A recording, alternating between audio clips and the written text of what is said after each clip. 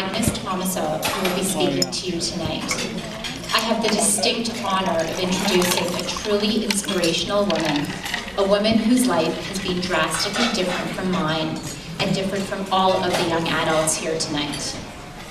Like most of the survivors in this room, her childhood was stolen and much of her family murdered. Agnes Tomasov, my bubby, was born in Bardejov, Czechoslovakia on June 16, 1930. Her mother died at the age of 24 when Agnes was only 21 months old, and she was raised by her grandparents and a stepmother. On April 8, 1939, 1 month after the fascist Slovak state was proclaimed, anti-Jewish laws began to be passed. Business and property of Jews were confiscated, and forced labor camps were established where Jews were slave laborers. From March 9, 1942, she had to wear a yellow star, and the first deportations to concentration camps began within 3 weeks, commencing in Bardejov with boys and girls over the age of 16. By May 15th of the same year, when my bubby was 11 years old, most of Bardejov Jews, except for those holding ministerial exemption certificates, were gathered in houses of worship and deported.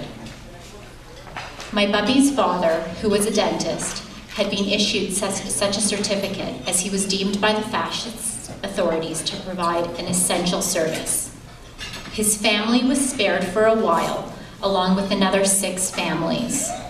The rest, including many of her school friends, were packed onto hundreds of horse-drawn wagons and driven to the train station where they were crammed into cattle cars, 80 to a car, with no food or water. The situation in Slovakia for the Jews was desperate, and 52,000 had been sent to the death camps by 1942. Some tried to escape to Hungary, where the final solution would be delayed until 1944. My bubby's Hungarian grandmother sent for her with the appropriate documents, but her father refused to let her go. Had she gone, she would have been gassed with her grandmother, who died in Auschwitz in 1944. On October 26, 1944, the Germans started to bombard the area and enter the town.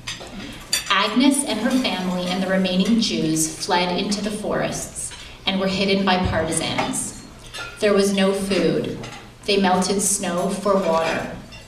Bunkers were dug throughout the forests where Jewish refugees were hiding, suffering from lice, hunger, and cold. Old people and infants were dying. Agnes would sneak into the village with a small backpack once a week, where she was supplied with some food by a Christian family named Komar, whose members risked their lives to help her. Another example of such kindness and courage occurred when Agnes had to take her 10-year-old stepbrother into the village as he had developed a serious infection. The doctor hid the children, surgically drained his abscess, fed them, and accompanied them out of the valley to safety. By March 9, 1945, the Germans had virtually surrounded the area. The only escape was along the mountain crests to the relative safety of the Soviet lines. Many lost their lives climbing the icy peaks from March 9th to March 12, 1945. They reached safety on March 13, 1945. My bubby was 14 years old at the end of the war. 32 members of her close family had perished in Auschwitz, including the grandmother that had raised her after her mother's death. Please welcome my bubby, Agnes Tomasov, to read an excerpt from her recently published book titled From Generation to Generation.